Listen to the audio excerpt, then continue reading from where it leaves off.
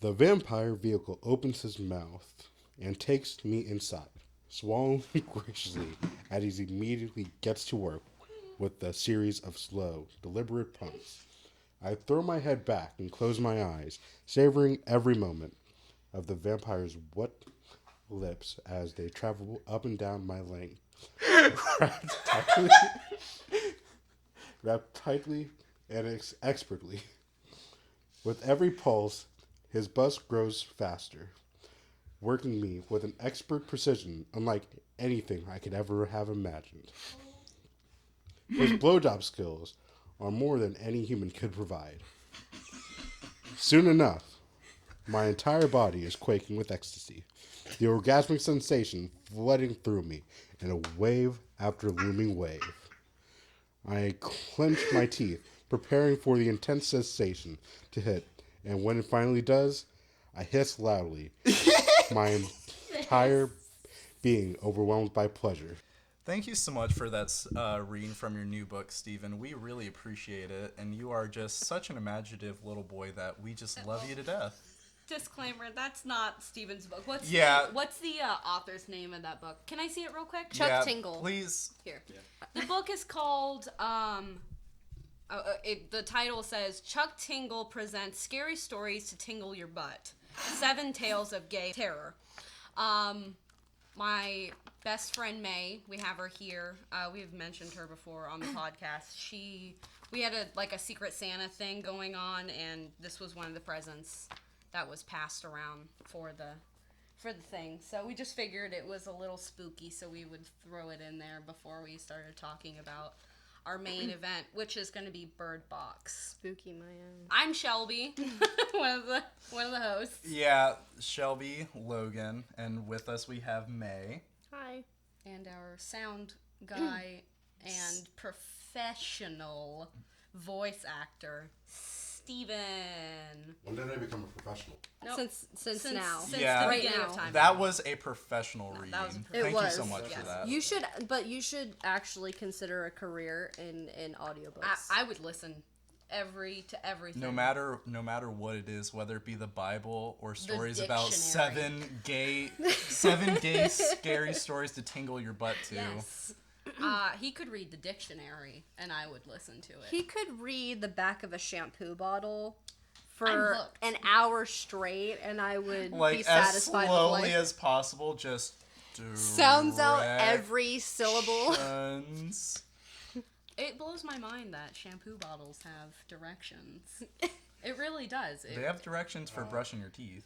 I know. but Because just- there's some dumbass out there who won't know how to use it. They're like, is this for my body? Yeah, I guess they need directions, but yes, it blows my mind, blows me away. So what we are mainly going to be talking about, we'll probably branch off, how that happens. We're going to start off with Birdbox though. It's the new Netflix film that they just put out. It's based off of literally my favorite book of all time, Birdbox, by, I don't know what his name is because I'm garbage. So I saw his name multiple times. we all just finished the movie, and what we're going to be doing is just basically like a comparison from the book to the movie, and then maybe some things that we liked about the movie because I'm the only one who's read the book. Yeah, I would say let's start with the movie. I actually really liked it. Like, I've heard a lot of good things about it, but with hype, I guess, I don't know if I'd really consider a horror movie as much as like a suspenseful thriller. Yeah. But when it comes to those movies that it's kind of like, oh, this is the best thing I've ever seen, it's either worth the hype or complete shit.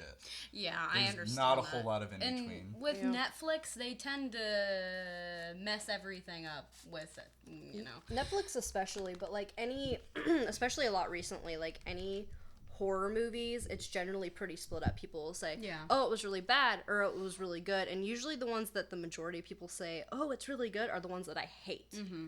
Like, there were some that I was really excited for, and then they really fell flat for me, so. I don't know, they did, I think they did a really good job. It's like they're stepping up their game. They're like, okay, here's what we did wrong.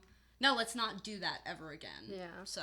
But I think and I could be wrong about this, I feel like this will probably like the peak of their Netflix originals for the next 10 years. And it's gonna go It's gonna go right down the drain. I don't know. I mean, at least in my opinion, they've messed up a few times, but for the most part, they've had some really good stuff put out. Yeah, fair point. Like Haunting of Hill House, all the Marvel superhero shows, all the different movies they have. It's like, could they be better? Yeah, but a lot of them are actually pretty damn good. I think their shows, like, their movies are kind of but their shows where they're, like, multiple that you watch, they're generally pretty good, because there's one called The OA that I really, really liked. And that's actually coming out with the season 2 soon. So, yeah. But, stay tuned for season 2 of The OA. But, yeah, I was pleasantly surprised with this movie because, and I had said this to Shelby earlier, I was like, as a regular horror movie, as somebody who's never read the book, and I'm really judgy about book to movie adaptions, it was really good. Like, I would, surprisingly enough, I think I would give it a good, like, 8.5, maybe 9 out of 10 stars.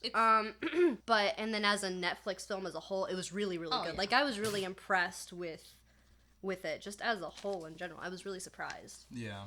I wasn't expecting it to be as good as it was. Me either, because when I saw it, I was immediately angry. Yeah, I remember you telling me, oh, it's gonna be shit, and, like, you swore up and down that you would not watch it. And then I was like, I really love this book so much.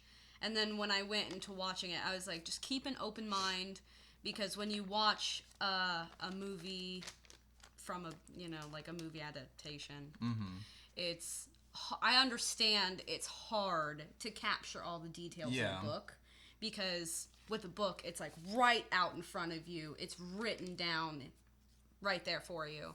And in the movie, it's kind of like, they can't add all the details that you want in there, because it's only 2 hours that they have. So when I was going into it, I was like, keep an open mind. And then I was actually sitting down watching it, and I was like, you know what? All right, like, I can get into it. They did a really good job, and I wasn't disappointed. Yeah, and I think with most adaptations, just in general, you kind of have to have that.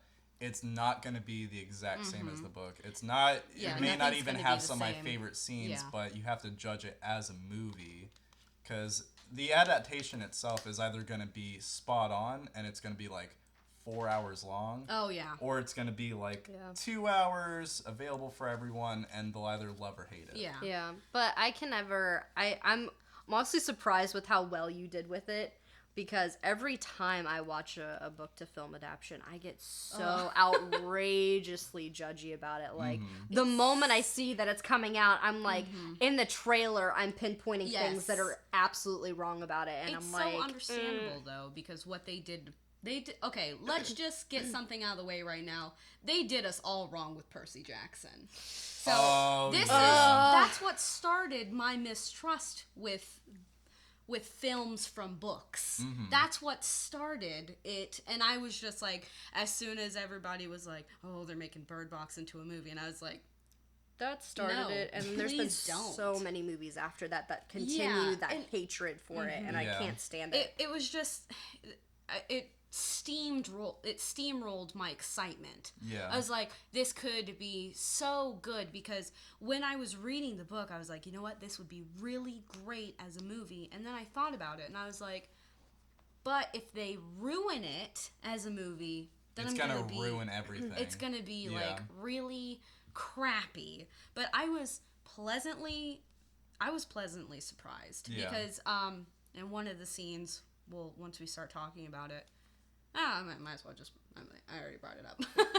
And one of the scenes in the movie, when they're on the river, and it's the scene with that guy, and he's standing in the river, the crazy guy, that happens exactly the way it did in the book, where he's like, take your blindfolds off, hey kids, I found a deer in the woods, would you like to see it? That is the same exact, it's like they picked it right out of the book, and I was so excited. I was like, this is exactly how it happened in the book. Oh my god. I was like, now is the time. It was really funny watching her watch the movie, because it was like, we started it like she was just sitting there like meditating to herself. Have an open mind. Have an open mind. The opening credits were wild for me. I was like, oh my god, it's starting. You're like, is this gonna be good or not? I was like panicking. I was like, oh, please just try your hardest. Don't roast it. But then like the first 30 minutes after that, after the opening credits, she continued to like at every point, all right. Me. Oh, like there was no other context other than these small little comments, and I'm like, I see. Interesting. That's exactly what you do. And I was like, yes. okay, I guess this is good. And I would say, okay, is that a good O or a bad O? And she's like, you know how I'm feeling, but there was some points in the movie where I would actually pause it, and I'd be like, okay, this has to have an explanation, because there's a serious point in the movie in which the book and the movie go two different ways, which I was talking about earlier. Right. And I paused the movie, and I was like, this is where it happens. This is where the big thing happens. And then once we actually watched it, I was like, oh, it went in a completely other way, which I kind of understand that, because in the book it was kind of like a little boring. It was like a slice of life type deal. And in the movie it's like you're filming a movie. You gotta go. You know, you only have so much time, and you have to make it exciting for the people who haven't read the book. You know, you can't bore, everybody else. So I was like, stop the movie. I have to explain, like, we're going into this. And then I was like, I gotta write this down. We gotta compare. Well, before we get too in depth with the more specific scenes, let's kind of, for anyone that doesn't know, Birdbox is essentially The Happening meets The Quiet Place. Yeah. And what I mean is, like, on the news you hear, if you even just look at air, they didn't really explain what you're supposed to look at. They were like, close your eyes. Yeah, they just say close your eyes, but also it's like the further into the movie you get, you kind of realize that it's different for everybody. So it's like not one specific thing that everybody's looking at. It's just they're looking outside and they can't look outside, and it was a little. And that's what, like, when I first read the book, blah blah blah, it like blew my mind. I was like, this is actually like a really cool concept. Like, you don't look like. Imagine this actually happening in real life. Like, how would you feel? Like, you can't look outside anymore, because regular day-to-day life, we wake up, we get ready, we go to work, we go to school. I mean, even if you don't do either of those things, you're going to go outside or look outside eventually. Yeah. Imagine not being able to do that and how hard it's going to be, you know? It's like, ugh. Well, going along with what I was saying earlier, it's essentially they can't see outside, and so the whole point of the movie is to survive, I wouldn't say zombie apocalypse, but kind of like everyone going crazy and trying to adapt to that without being able to see. That's why it really reminded me of A Quiet Place, which, did Birdbox come out first, or did it come out after? I'm sure because A Quiet Place came out last year. Yeah, the movie came out. The Bird Box came out last, because that just got onto Netflix. Right, but I'm talking about the book for Bird Box. The book came out in 2014. Okay, yeah, so definitely A Quiet Place. Even if they didn't know, it's still that same kind of construct. Yeah. Okay. Yeah, but it's not like exactly the same. They've got like big differences. They have actual monsters that you see. Like, you actually see what's going on in A Quiet Place. That's why I'm saying it reminded me a lot of The Happening, where it's like... You don't see it. Yeah, you don't see it, and it affects you in some way, and then, you just kill yourself. Yeah. I really like the whole you don't see it. I think it's, like, really interesting, because... it, like, draws me back to my thing about ghosts. Is I'm so horrified by the idea of a ghost or a poltergeist, because I physically can't fight it. and it just scares the crap out of me. Like, everybody's like, you need to get over this thing, and I'm like, no, if there's a ghost, I physically can't put my hands on it and defend myself. It's not it could push me down the stairs. I can't do anything. There's nothing I can do. I'm already gone. I mean, it's a fair point.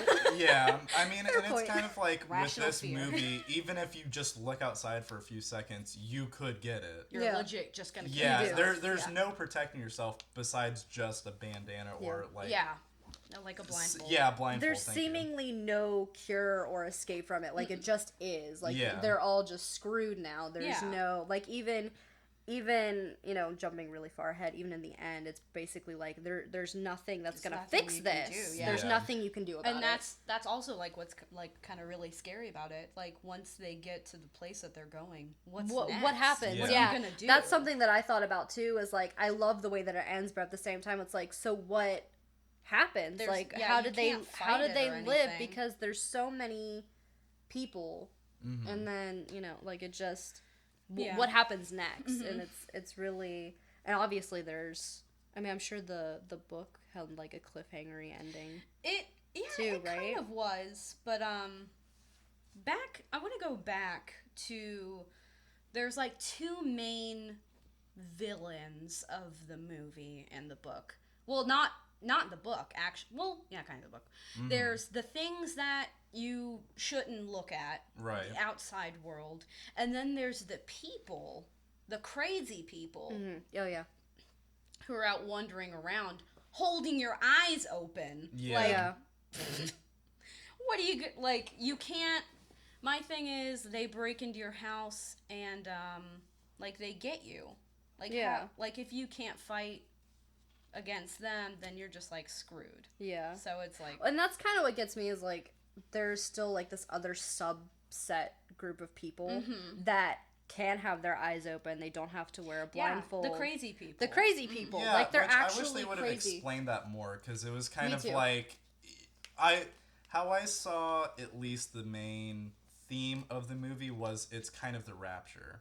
That's what I thought, because it's like, you know, it's all about, look into the light, you know, it's beautiful, it's coming, blah, blah, blah. Gary. And that's Charlie. Charlie explains that basically in the beginning. Yeah. It's like, there's like these myths throughout all of these places that are like, it's the rapture and there are these demons. And so they kind of tell you in the beginning that that's basically what this is. Yeah.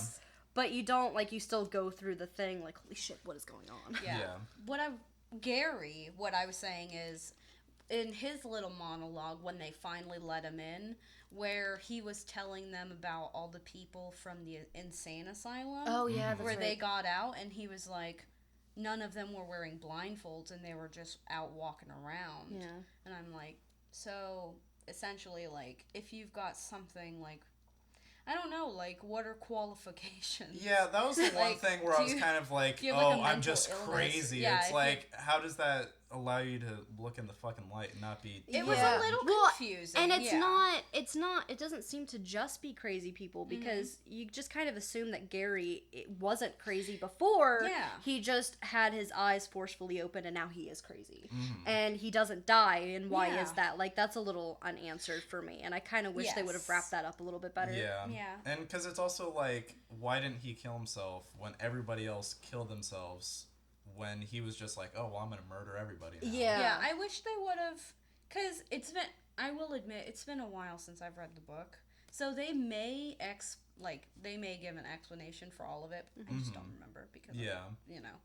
So it's like, they didn't really have enough time to give us a good explanation. Yeah. But so it's like, always like, it's different for everybody, and Gary was like super different from everyone, because there was essentially three kinds of people. There was the people who died immediately, like Mallory's sister, Douglas's wife, Olympia, where they just they open their eyes and then they immediately just kill themselves. And then we have people like Tom, where he opened his eyes. He ran around for a good little while fighting those people, and then I actually have a theory about that. yeah, and then he like fought it off, Yeah. And then he died. And then we've got someone like Gary. Yeah. Where his eyes were forced open. He saw it, walked like 3 blocks to the house, sat there for a couple of weeks, and then he finally went crazy. But to be fair, though, I don't think we ever got a close-up of his eyes before he went crazy. So honestly, he could have been crazy and nobody actually noticed. But you don't think they would have checked his eyes, like the main tell for everyone? Well, but they didn't. Olympia just let him in. She just let him in, and then from that point on, everybody else saw him from a distance. So but you would think she would notice. Because if she saw a bunch of people with it's their Olympia. eyes... Oh, yeah. Olympia was kind of shitty. I didn't really like her. She was way cooler in the book. Yeah. Oh, really? Did she actually do shit? She was kind of lame in the book, but she wasn't that lame. Yeah. They did her a little wrong, but... You know, what are you gonna do? She was like the typical, like, she's that clean Christian mom. Oh, I'm gonna name my kid Cinderella, and I'm like, please stop. Oh God, please yeah. Go home. Go away. Because I want to name her Jasmine Bella, but if I could, I'm like, please just fucking stop. Oh, my husband likes everything I like. It's like, okay, lady, that's cool. All right. No, but what I was gonna say about John, Good and theory, you yeah. said it, he fought it off, but if you notice, Olympia kind of does too. Yeah. And I think they do it because there's got to be some sort of instinct in them to, like, obviously because she was wanting to protect her kid She and was gave like, it "Take over my to baby." Mallory, and then John had a fierce instinct to protect Mallory and the kids. Yeah. So he You continued. mean Tom? Yeah. Oh, his name is Tom. What did I say? John. Oh, I did that earlier. You did that. They're generic names. What can Yeah. I say? It's like, come on now. Names your kid You Olympia. are Olympia. And you're Tom. Tom. Oh, It doesn't matter what name you use as long as it's generic as fuck. generic. It's Tom, John, Bob, Timmy. Like, come on now. Timmy. Just throw a dart and then just pick an actor and it's fine. So I had a few talking points, and then I don't know if you want to like kind of exchange them, and we can kind of go back. If you want to do like you can name something and then we'll talk about it, and then I can compare it to the book if you want. Okay. So the first thing I put was comparisons to other apocalyptic movies, which we kind of talked about before with, you know, like A Quiet Place, The Happening. Like, it just gave me a lot of those vibes. I'm feeling The Crazies. Yeah, The Crazies too. I mean, it's not the same, but it's got like, you know, a little sprinkling in there because like in The Crazies they like actually go like crazy. Well, that's like, whereas in this movie they were killing themselves, that's kind of like in The Crazies they were killing other people. Yeah. Wasn't that like borderline zombie apocalyptic? Yeah, it was almost It like I think it was like a mad cow disease kind of Yeah, thing. it was. Yeah, it's been a long time since I've honestly watched it though. Love that I know movie. a lot of I people love shit on it, but I'm like, it's a good movie. Honestly, like, I it's like not it a lot. perfect. No, but it's got every very good movie things. has its flaws. Like, Yeah. let's be real. I can, you know, you name a movie, you can name something crappy about it. Oh yeah, Yeah. definitely. Yeah. So. Another thing I put was the images. They had some That's- great imaging. No, the movie. images meaning the creatures that Oh. you were supposed to... Oh, yeah. that. I like them. The little sketches that Gary had. Yeah, but I wish they would have expanded on it more in showing it. Mm-hmm. I know that's what you like, but it's kind of like...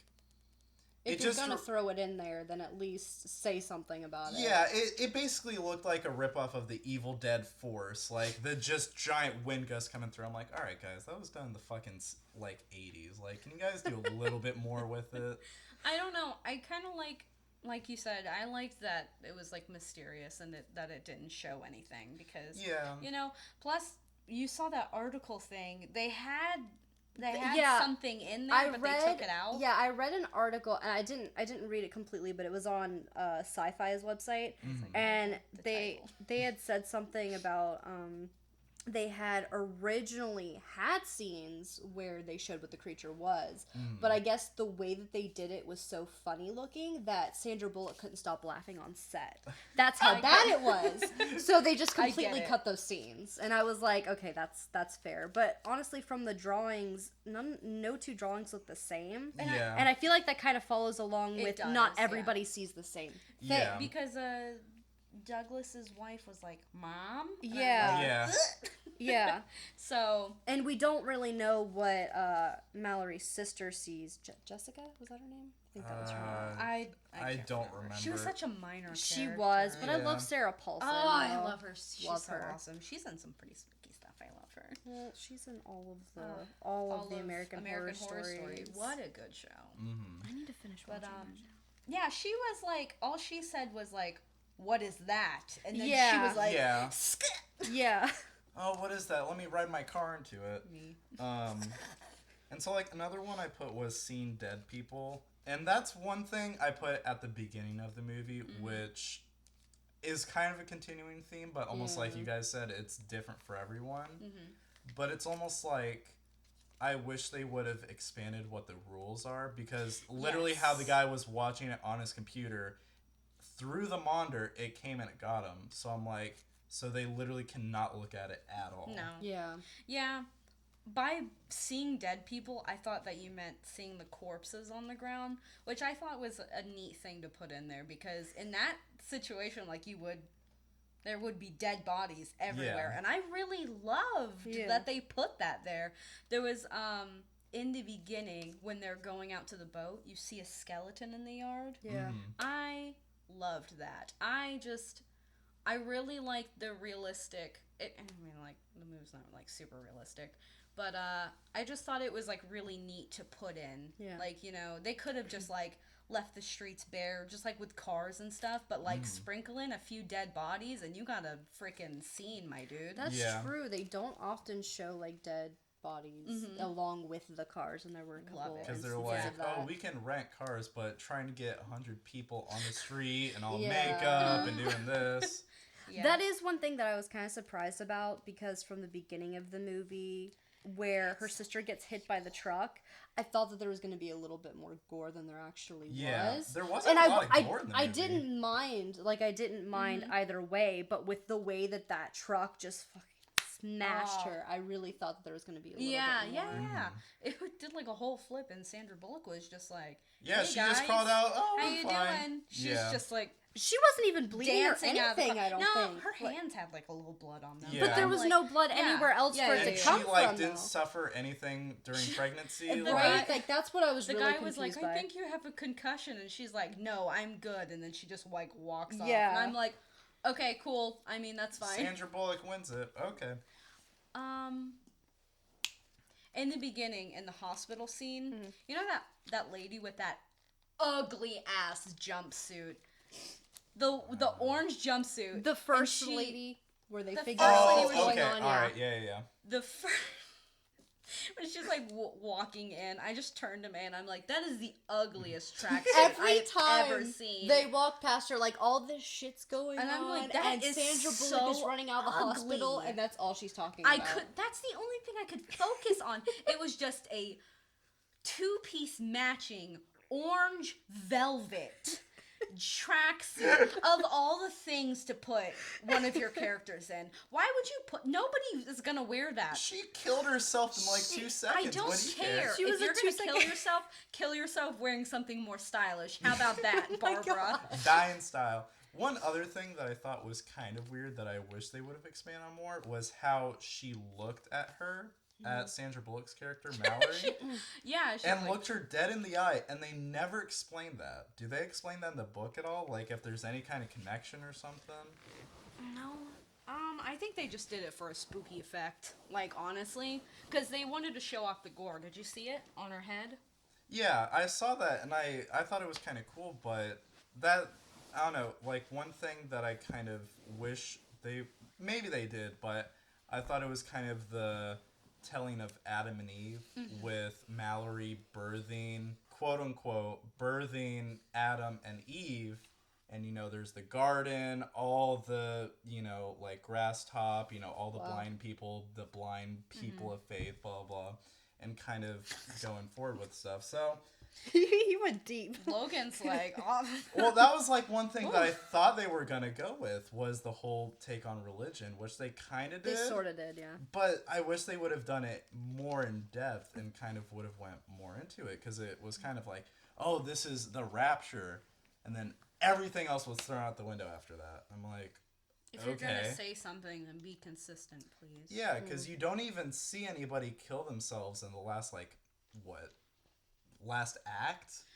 Yeah, but at that point, it's like 5 years later, because, like, time goes on. It's still going around, though. I know, but, like, people should be more aware.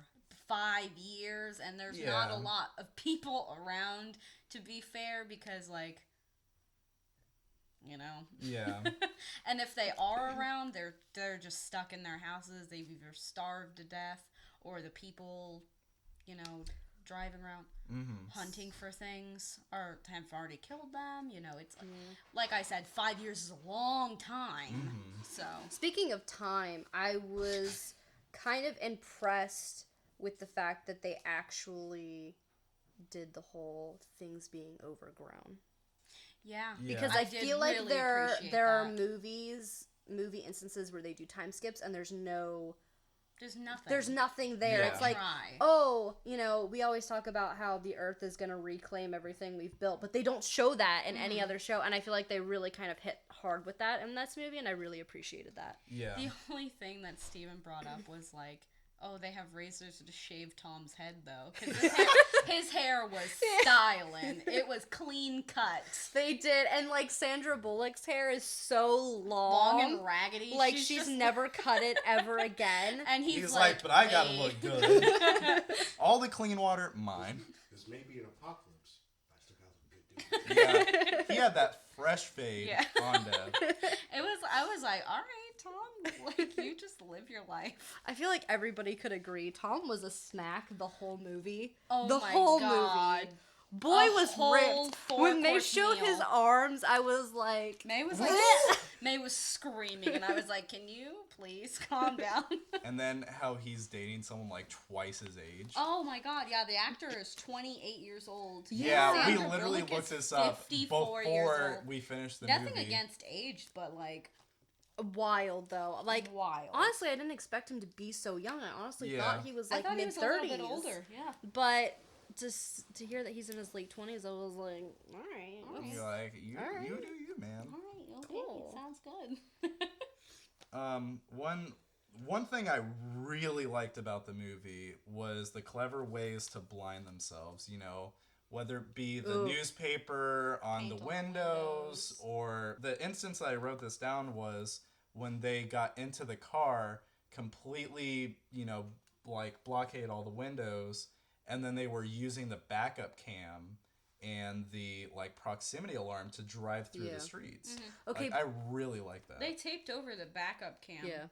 Oh yeah, They you're used right. the GPS. Yeah. They used the GPS. I'm sorry, GPS and the proximity alarm. But did y'all notice Charlie and Lucy, the academy, police academy the girl? one that ditched. They into have the like movie. actual glasses with stuff covered over them. Like I think Yeah. Charlie's had foil covered over his. Yeah. Oh shit. And the girl had, I think, like pieces of leather or fabric covered over hers, because when they were walking around the shopping, grocery shopping, she had them around her neck, and I happened to notice that detail, and I was like, oh, that's actually like a really clever way of doing it, because I feel like that might in some cases be a little bit better than just fabric, because sometimes you can still see through fabric, and I don't know how badly it would affect them.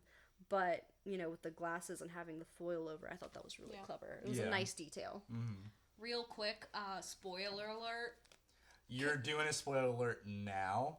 Oh, yeah. We've talked about so much shit. Yo. Spoiler podcast. Yeah, literally every Spoiler movie we've alert? talked about, we spoiled the fuck out of. No, yeah, I know, but like, spoiler alert, Charlie died too soon. Yeah, I like Charlie. I and was he sad. like He was a provided a useful service. Comic relief. Yeah. And I don't know, I was kind of getting like a little tired of the comic relief, but when he died, I was like, damn. But I mean, he also brought them to a place where they could have stayed. Yes. If they would have killed that guy and then would have just went on, they could have stayed there. Yeah. Plus, like, honestly, we benefited from him so much because not only did he provide a service and was he a comedy relief for a short amount of time, but he also kind of gave you, like, a little hint of more that was out there. Yeah. Like, oh, hey, Yeah. this guy's actually crazy, Mm-hmm. and he can see, and they can trick you. The birds. And the birds. Like, there were Yeah. a lot of hints in that particular scene where he dies that were pretty spot on. So, like, his death wasn't for nothing, but I was still kind of upset. Yeah. Because I was like, oh, I liked him. I like to compare, while we're on the supermarket topic real quick, I'd like to compare the book to the movie. So what happens in the movie is that she gets into the car crash with her sister and then she runs up to the house. Mm-hmm. That doesn't happen in the book. So what happens is her sister kills herself in the apartment that they live in together. Different from the story, they live separate in the movie. Right. In the book, they live together, and she's not so pregnant in the book. So, what happens is they get to the house, and the house has like a basement, and the guy who owns the house cans food. Mm-hmm. So they've already got a bunch of food already prepared, so they don't have to go to the supermarket. So it's a little different. Yeah. I liked it. But I think I would have preferred the basement because it's important later on in the story. Mm-hmm. Because Gary, he does come in later in the book, but he gets a little crazy because Tom and Mallory and everybody starts like talking shit about Gary because they're all like, whoa, Gary's kind of fucking weird, guys. And then he's like, I'm not weird. Who's weird? And then They're like, shit whoops. starts going a little awry. So I think I like the basement and the canned food better than the supermarket, but the supermarket did help with the birds because they were like, hey, this is what the birds do. This is Birdbox. Yeah. Oh. So. No, you mentioned to me earlier that there was a difference in how the sister dies too. Like in the movie, she dies because of not because, sort of because of the car crash, but then she like... In the book, she like slits her wrist. She slits her wrist, and then you had mentioned earlier that, you know, towards the end it gets a little boring, and I feel like the slitting of the wrist is also like a little anticlimactic compared to the movie. Yeah. So That's I why do they like, changed it, I do like how the movie, I feel like there was never really a dull moment in the movie, as where with the book, and like most books, when they're trying to describe certain scenes, it can get a little lengthy and boring. Right. Yeah. And in the movie, it wasn't like that at all. So I do like how they Can we handled talk that. about how cartoony she kind of just backed into, and then it was like, and just, it like almost pushed her. It's not like she got hit. It pushed her off screen. Oh my god! I was fucking dead got when hit I saw by the that. truck. I was just like, oh my god, that was so. Like, if you actually like look at it, it's graphic. That's what I was You saying earlier. Actually, like, if you like look at it so closely, I just turned to May and I was like, that was so graphic. Oh my goodness. That's why I said I expected to be a little bit more gory, because as soon as the truck That hits her, happened, I was she like- literally, I don't know if anybody else knows, but she literally kind of explodes a little She bit. goes. And there's like pieces of her that explode out, and I was like, I was like, okay, that was a little unexpected, and that's why I kind of thought afterwards it would be a little bit more gory than it actually was. But I Yeah. don't really care either way, so it didn't affect me. You know. I do appreciate. I like good gore, but sometimes I do appreciate a movie that doesn't need. Yeah. Yeah. And this one did not. Yeah. at all. No, it didn't. It had enough to carry it. Yeah. You know. So. And then, yeah, we kind of talked about a lot of stuff. The Gary turning scene, I thought it was a pretty good scene, but it kind of like, I thought there was going to be a bit more. Up until he came in and literally fucking killed like the whole house in that one pregnancy room. I was like, Jesus Christ. That was So- a little wild. Let's compare the book real quick. So what happens is, oh shit. In the movie, you know how he kills everyone when both of the ladies are giving birth. That happens in the movie as well. they both give birth at the same time, which I Right. thought was kind of cheesy. But I was like, okay, I can appreciate it. Yeah, Live your life. I thought they had different due dates. Yeah, But they were only 1 month off. yeah. So I mean, And So they're like, we're gonna rush one. Yeah. well, consider stressful situations to medical shit logic. Consider stressful situations. Like, I know I've heard stressful situations can induce labor. So if they were only like literally 1 month off of each other, and between September, October, maybe even just a week apart. I mean, Yeah, I'm that's not a true. medical expert, but it does kind of make sense logically. Yeah, like so I can if they understand would have it. done it like, oh, this happened a week later, I'd Yeah. have been like, okay, you know, that makes sense. But it's literally at like, the same exact yeah, At at the the exact same time, I'm time. like, all right, that's kind of fucking weird. Yeah, it was weird, but like I said, with that, all of that other stuff, I really didn't question it too hard. I was kind of like, this is okay, this is fine. Okay, so in the movie, you know how it shows Mallory teaching the kids with the rocks, like, oh, this is sound. Like when you click it, and then they have like the rope system that they showed in the beginning of the movie, where she's counting her steps and stuff. In the book, they all did that as a community in the house. Everyone in the house helped build like a system. They were like, the power shut off in the book. There was no power. So what they did was they got water from the well in the backyard, and they created a system. They had birds in a box outside. That's how they did it. They put the birds outside. So what they did was they all worked together, and they did like the chores, and they all did it outside together. So when they showed in the movie that it was just her and Tom doing that, I was like, wow, okay. The kids kind of suck. You're just gonna do me like that? Cool, that's fine. I feel like they killed off the house a little too soon for me, because I would have really enjoyed seeing them all do that, figure out that stuff together. Oh, like not they did just in the book. 5 years later. Oh, now we magically know everything. Yeah, because they worked really hard in the book to do that. So what happens is when Gary goes completely batshit wild crazy, what happens in the book is he opens up the doors and he opens up all the windows, and the creatures from outside come in the house, and the creatures kill everyone. So that has significance in the beginning. Wait, creatures as in actual creatures or crazy people?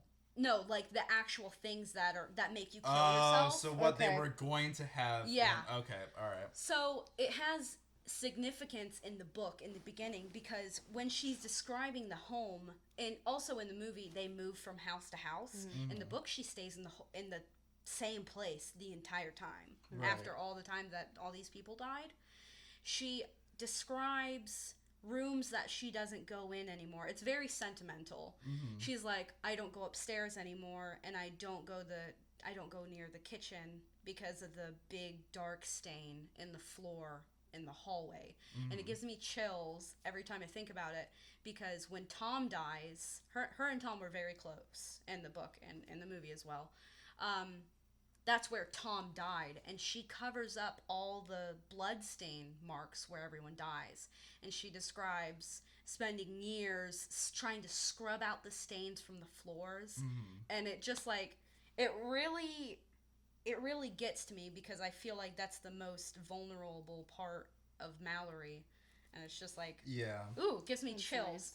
So for them to like, I don't know, it kind of like messes with me a little bit, and it kind of made me a little sad that they didn't include those things in the book. But I also understand, because you can only do so much. Yeah, that's what I was going to bring up. It's kind of like, unless you did a monologue or something, it would just be like her walking in, being sad, and being like, oh. Yeah. So I feel like it would have lost a lot of the impact compared to the book. But I do like that they did add just a little bit of that sentiment at the very end, where she gives the kids actual names and their names of people that were very close to them. And I do that is literally the only part that I cried at. I'm a huge she even mentioned it. She was like, really? This is the part where you cried of all the crap that just happened? Okay, look, I'm really bit like I can watch deaths all day. Most of the time I don't care, but like Tom really freaked me out. Tom did mess me up a little bit, but honestly, I'm really big about, being sentimental, and when she gave them those names and then said why, I was like, Olympia and Tom. I mean, the Tom is a little, but questionable. But I do like little sentimental things, and I feel like because throughout the whole movie she's just like this strong hard ass, and then she has these kids that she's being a hard ass with, and then it was just that one moment where you can finally see her change into a mother. Oh yes. And I liked that a lot, and I felt like it finally, because I didn't feel either way about Mallory, really. Like, she was just like this person who was surviving, and that's cool. But then just that spark of sentimentality was like, okay, she's a person, and like this is something that she's going through, and she made these decisions to do something, and now there's hope for her, and this is why she's doing this, and it kind of just brought everything together for me, and I think that's why I cried, because I'm like a huge person about sentiment and anything, and I really liked it a lot. I personally love how they showed how harsh she was, because in the book, I keep referencing it, but like, that's the point of this. Yeah, I know. In the book, she was like really harsh, but she was harsh for a reason. She had to be harsh, like you said. She cares about these kids, but in order to get them to safety, she has to make them think that she doesn't care. Well, not that, but she's like, if you look, you die. If you speak, you die. Like, listen to me and we'll get through it. And it kind of irked me a little bit that they made the kids so almost defiant. Yeah, the kids were. They would just wander off. And I'm like, the kids in the book, she had them, like, no, they were. Because she literally trained them from infants. Also in the book, there was this little part where when they were born and she was all alone. She had no one, by the way, when she raised the kids. She raised them by herself because everyone died. Oh, Tom died before that. Tom died in the book. They all died at the same time. Except for her and the kids. Except for her and the children. Gotcha. That's why she's like, wow. So wait, how did she survive the creatures coming in and killing everyone? She, like, closed her eyes. What happens is Gary, like, he, like, starts messing everything up. And, they've all got their eyes, well, I mean, they're trying to fight. And then they eventually probably have to open their eyes to, like, fight back, you know what I'm saying? Oh, and then they all die. Yeah. So what happens is, I think, is she gets up and she closes her eyes and closes everything up, and then she gets real messed up. It's like the saddest part of the book, and I'm just like, oh my god. But after that, she's like, okay, this is what I've got to do, and it takes her such a long time to get onto the boat, because now she has the kids, and she has to wait until they're old enough to where they can go on the river. Yeah. And she's just hoping and praying that that they're still gonna be there. And it's, what was I talking about before that? How Tom was dead before the kids. Yeah, so she raised the kids on her own. So when she was raising them, she was like, this is it. Like, this is what you're going to be like. You can't be any other way, because you'll literally die. If you do this, you'll die. If you do this, you'll die. Just listen to me. Yeah. And I felt like in the book they were so obedient, but in the movie they were just like, they were honestly, explore this. They were a point of annoyance for me, because and I know there's always that stupid person in every horror movie that just messes everything up, but I felt like it was just unnecessary. Yes. Like, it was an unnecessary annoyance for them to do that. Like, everything was already messed up. It was already dramatic without them wandering off. Like, you'd think they would learn at some point. Like, I don't care if they're 5 years old. Yes. Thank you. Especially get when your shit together. In the forest, on the ground, they're like, we're just gonna walk this way. I'm like, are you and walk fucking in separate serious? directions. Yes. Like, they walked away from each other. They didn't even stay together. Yes. They left her in separate directions. I'm like, you don't even, at least if you're gonna walk away, you can't at least hold hands and stay together. They were told this so many times. They had bells. The little girl dropped her bell. That made me so angry. I was like, how many times were these kids told, don't take your blindfolds off? And then, like, a little voice inside their head was like, hey, look at me. And they were like, but I thought you said it wasn't okay. And then they start to take their blindfolds off. And I'm like, are you freaking kidding me right now? Like, are you joking? Mm-hmm. So. I can take my blindfold off. I'm like, dude, your mom is literally telling you not to do that. You can hear her voice. And he's still, I don't know, like, I hated the kids in this movie. Yeah, I thought they were absolutely shitty at just doing everything. Yeah. They were a bit. Yeah, it was. Much. It was pretty wild. So, there's also another scene. Another detail that they didn't add into the movie. They had a dog. Oh yes. Oh yeah, they brought that up. Dog and cat in the very beginning. Was like, those were oh, the stuffed boy, animals. you have a dog. Oh. Yeah, those were stuffed animals. In the book, they had a real dog. Mm-hmm. So, once everyone is dead, I think, like I said, it's been a little bit.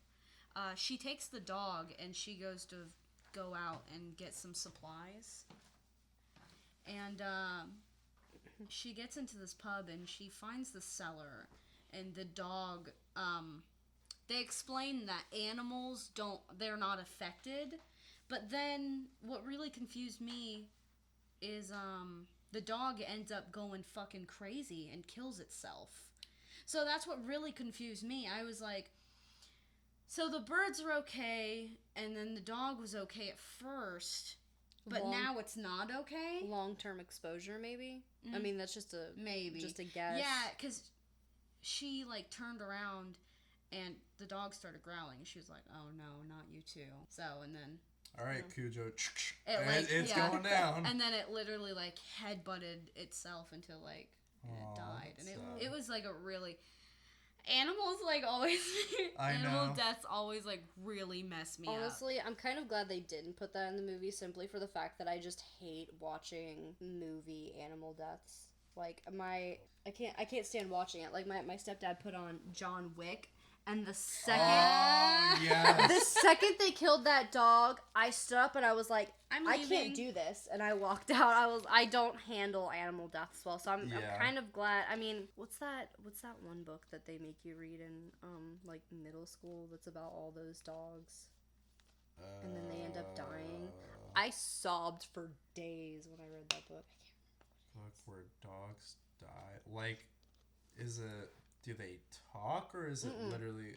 No, they don't talk. I can't remember what book it is. It's really popular too.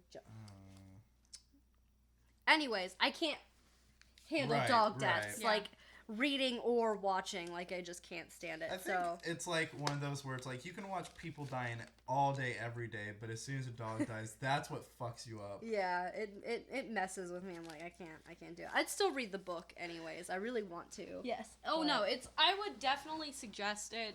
It's a super good read, and it's literally my favorite book, like, of all time. What gets me is it's only been 4 years since the book came out.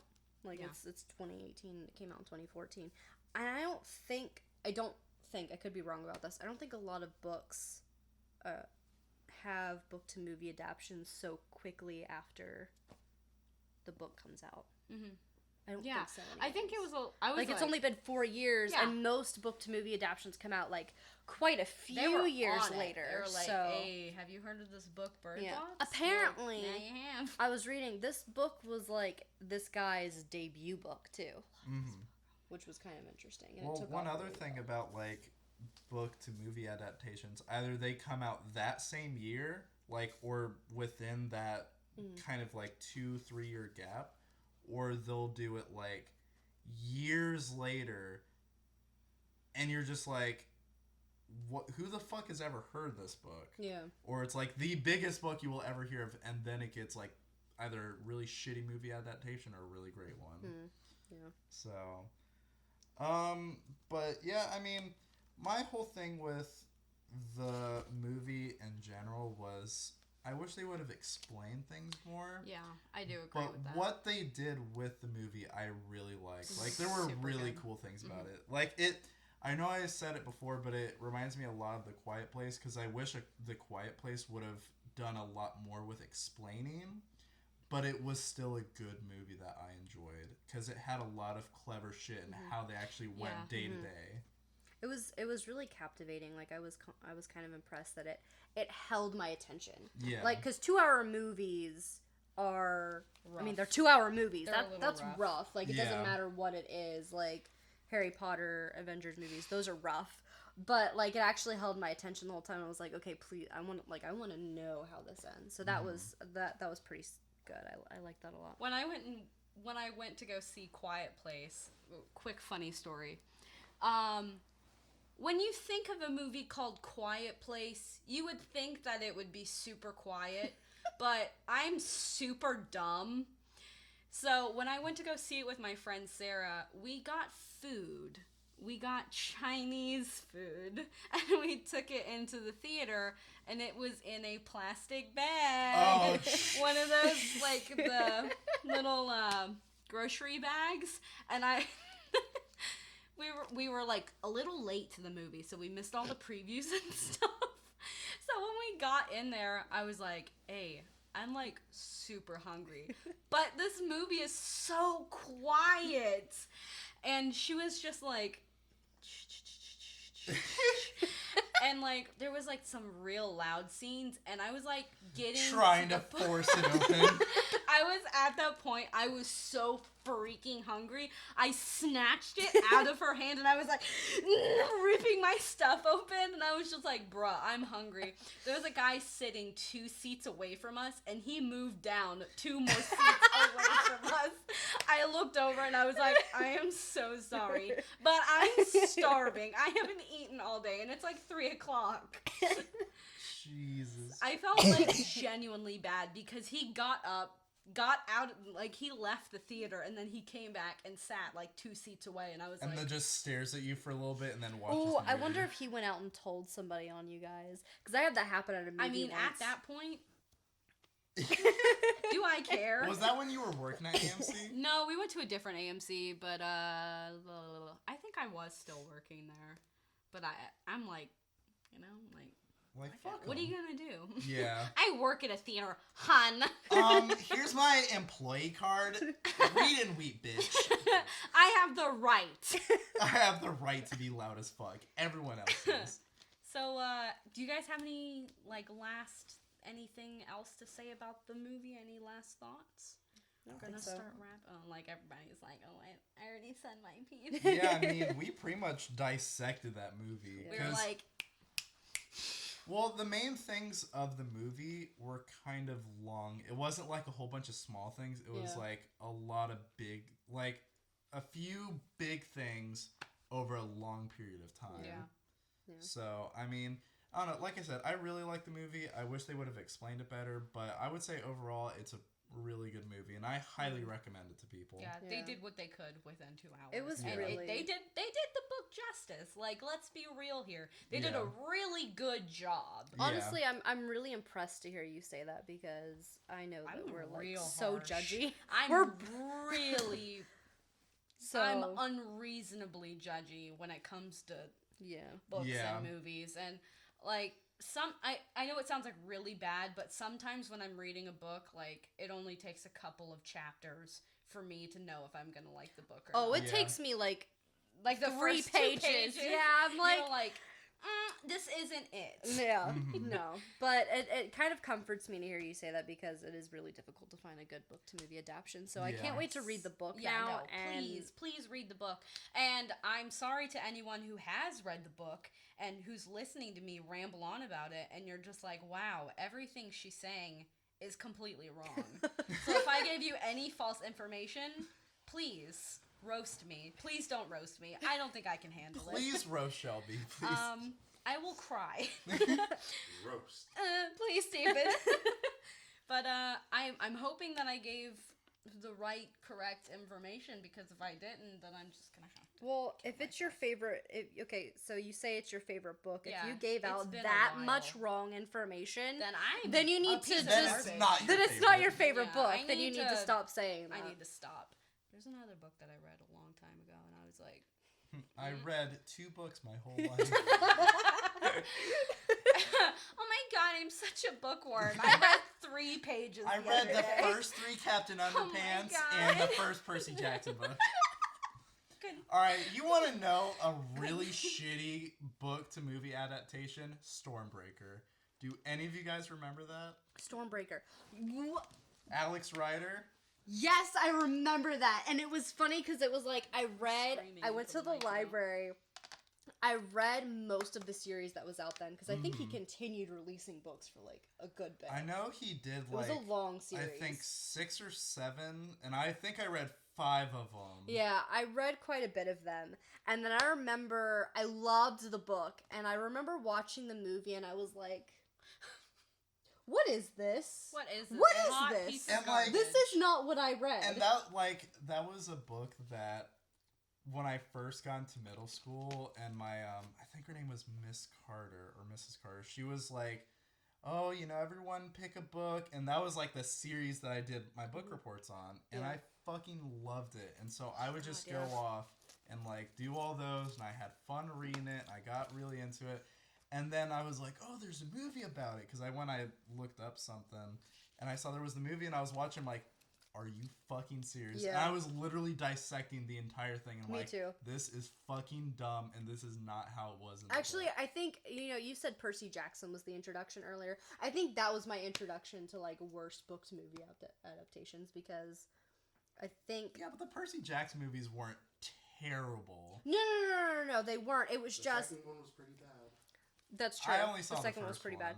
bad. Casual notes.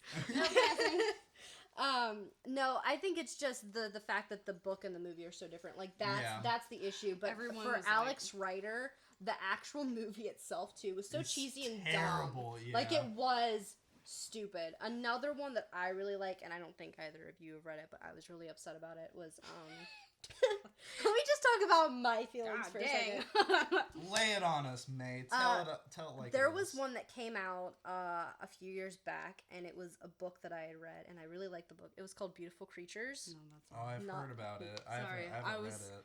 I'm about to lay into some shit when you're done. Which 'cause one I did got you a think good I was one. talking about? No. Have you guys ever heard of that? That's stupid book. It's not stupid. It's called Miss Peregrine's. Oh yeah. Don't guys talk to see me the about that book. movie? Don't talk to me about that book. Did you? Okay, so I read the first book and I was like, okay, this is, it's all right. But then they came out with the movie and I was like, they just changed a whole character. They changed They took it. a They did. character and they said, you know what? This character's okay. Why don't we move them to the side and take this other character that has no main existence and put them into the spotlight for the freaking... And I was like, oh... And make them terrible. Okay, so we're doing this now. That's fine. I love the book because it has those found pictures, and I'm a huge fan Lived of for found those. pictures. I live for them. I love old photographs. And inside of the book, they have found pictures of all of these characters that he came up with. I follow the writer on Instagram, and he's like really big into photography, and he does a lot of like found photos, and so he based characters around these photos that he's found. So anyways, the book was really spooky and really cool and really scary. And then they came out with the trailer for the movie, and I was like, hey, Tim Burton, my man, my dude, my boy, what's up? It's going to be good. And then I watched the trailer, and I was like, you Bastard. Son of a bitch. how dare How you do could this to you me? do this to How all of us? could you? We were all rooting for you. How dare you? I was so mad. And then I watched the movie, and I was just like, this ain't it. Isn't it This a ain't kids it. movie or something? Okay, but like, does it matter?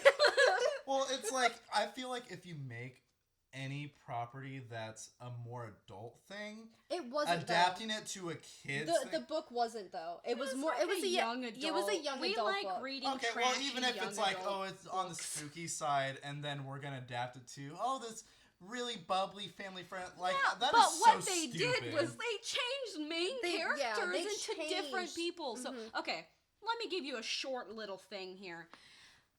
The main girl was supposed to be like a fire breather or something yes, like she that. was, yes. And what they did was they took the girl who... The little girl, by the way. She was a child. She was a child. She was like 10 years old in the actual book. child. she had to be weighed down by like these boots, or she would fucking fly away. Okay, I do have to say though, like despite all of my other issues, the costuming in that movie was I'll give that good. Your girl can get on that. But I don't appreciate the character change. So what they did was they took that actual child and they moved the fire girl to the side and they put her as one of the main, and I was like, and they made her older, and I was like, okay, they just completely changed it in a way that didn't even make sense. Like there was no reason for that change at all. Because I was like literally watching the trailer, and I was like, you're like, what the fuck is this?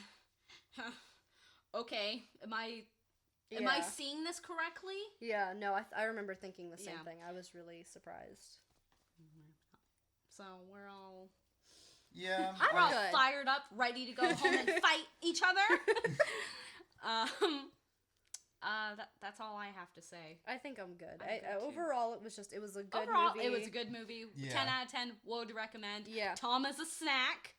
So shout out to Tom. He also dates cougars. Jesus Christ, that babysitter comment was just a little wild. His I would have been your comments, I'm like, babysitter, a hot babysitter. Tom, no, stop it. Tom, you may be cute, but you fucking stop right there, right goddamn now. Okay, that's it. All right, for future podcasts, we're going to get back on a regular schedule. Yes. We kind of took a break due to holidays and just a lot of other bullshit, but we're going to get back on a schedule. We're going to release these weekly, and then we're going to try and get guests on, maybe do other shit. Look out for our YouTube channel. I think this will be on our YouTube channel. But I'm saying, like, more for our YouTube channel. I was like, Logan? like, if we're going to do other stuff. Yeah. I get you. Maybe next time, maybe next podcast, we will talk about The Quiet Place. Since we can, we'll like branch off. Like this time we'll talk about Birdbox and... I need to find that meme that I talked to you about. Please. It was like... We were looking through a lot of... the Birdbox I know we're like, memes. keep saying we're gonna wrap it up, but like, these Birdbox memes, I was ugly laughing. Okay, but the one that I'm... my laughs was that are when I ugly. was watching the movie? Yes. Yes. Yeah. Partially. Okay, no, we need to stop. Okay. But there's one that says, oh, you have the three evils: see no evil, speak no evil, and hear no evil. And there's 3 movies, and of course the see no evil is Bird Box, the speak no evil is A Quiet Place, and then there's the third one for hear no evil, and I don't know which one it is, so I have to find that meme, and then you guys could just talk about all 3 of them. Oh, Yeah, that would be a good idea. Yeah. Okay. So I need to find that meme. We're good. Yeah. All right. All right. Bye. Steven's like, fuck. Bye.